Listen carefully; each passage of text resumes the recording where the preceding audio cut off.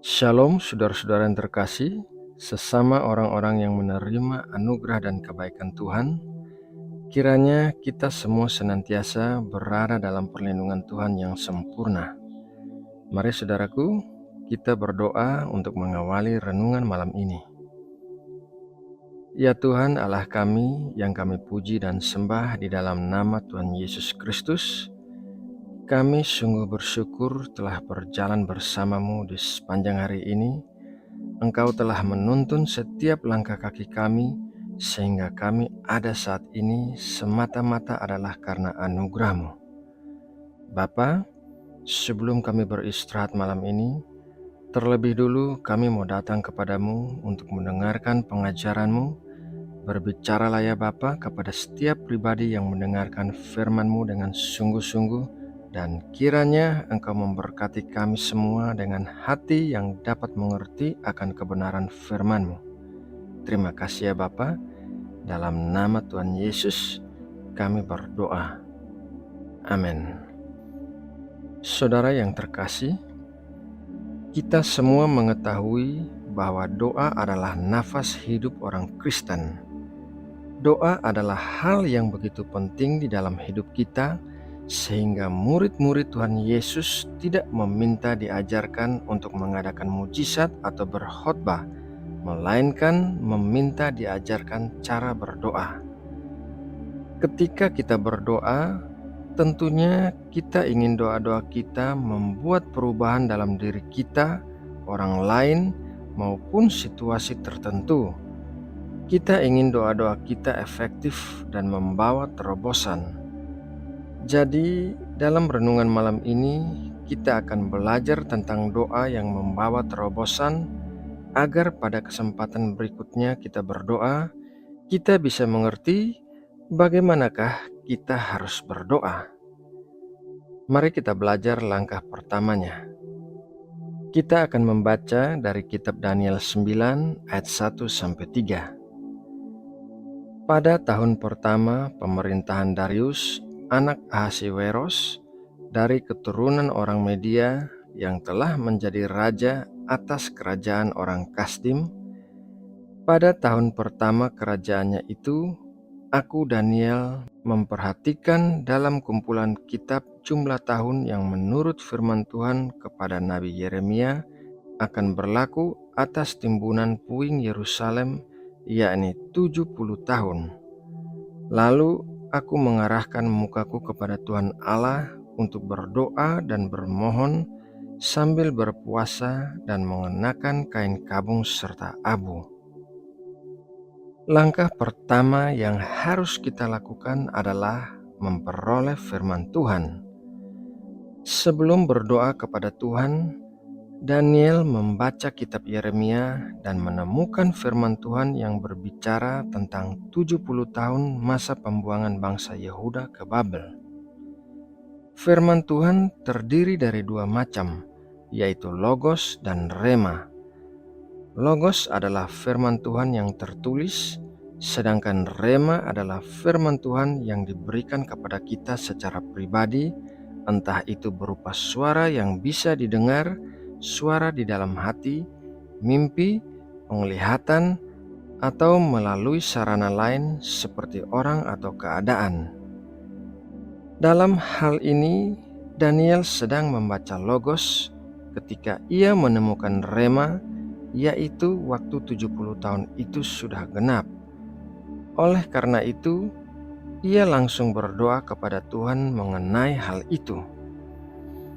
Kita bisa belajar dari Daniel untuk pertama-tama mencari firman Tuhan, yaitu Logos dan Rema, sebelum kita mulai mendoakan hal itu kepada Tuhan. Kita memperkatakan firman Tuhan di dalam doa kita agar doa itu menjadi doa yang membawa terobosan. Langkah kedua yang harus kita lakukan tentu saja adalah berdoa. Tuhan tidak pernah berlambat-lambat untuk menjawab doa-doa kita, karena Tuhan mengasihi kita.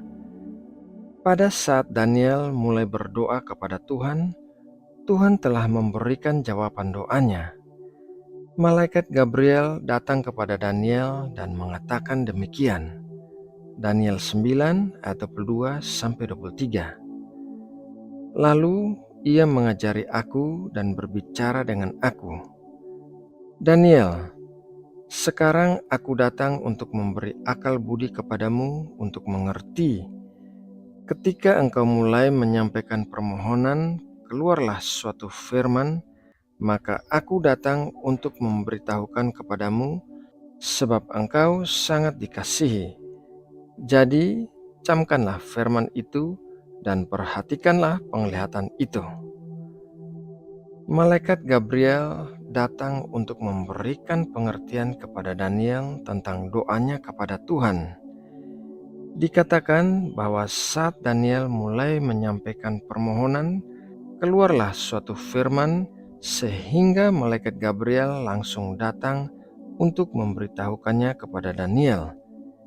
Akan tetapi, malaikat Gabriel yang membawa jawaban doa dari Tuhan terhalang oleh suatu kuasa jahat yang memerintah atas kerajaan Persia, tempat di mana Daniel berada saat itu. Mari kita membaca Daniel 10 ayat 12-13.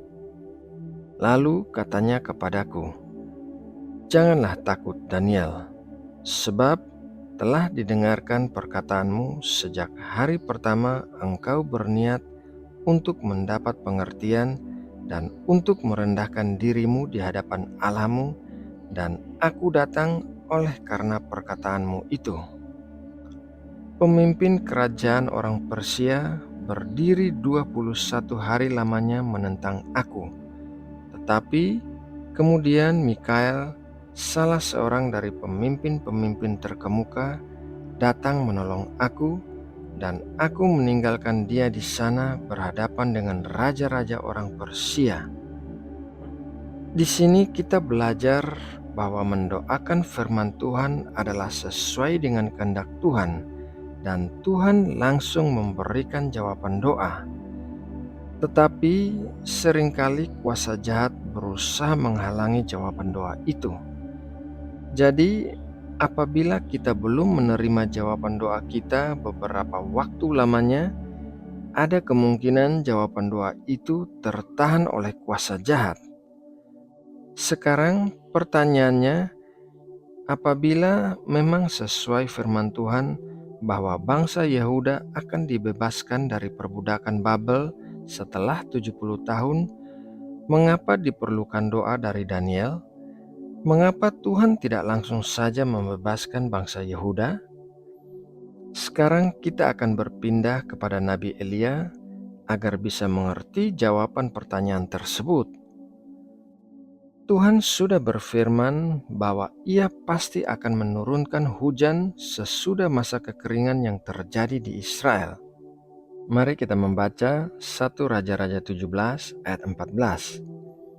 Sebab beginilah firman Tuhan Allah Israel. Tepung dalam tempayan itu tidak akan habis, dan minyak dalam buli-buli itu pun tidak akan berkurang sampai pada waktu Tuhan memberi hujan ke atas muka bumi. Meskipun Tuhan sudah berjanji akan menurunkan hujan, namun masih diperlukan tindakan doa dari Nabi Elia sebelum hujan itu turun di atas muka bumi. Mari kita baca ayat selanjutnya, 1 Raja-Raja 18 ayat 41-44.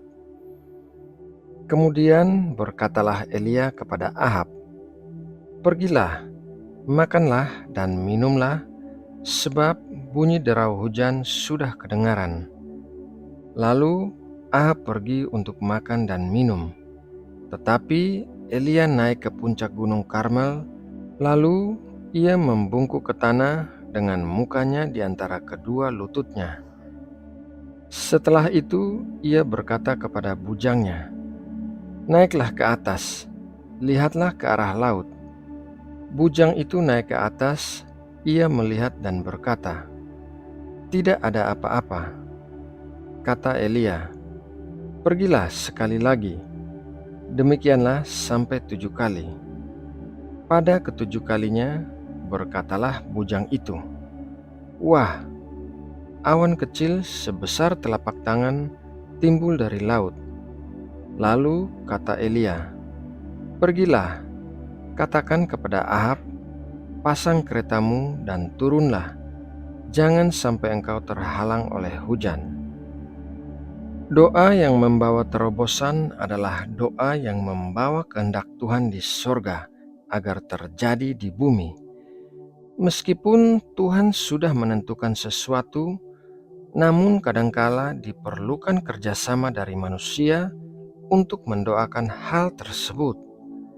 Hal ini terbukti dari kisah Daniel dan Elia yang baru saja kita pelajari.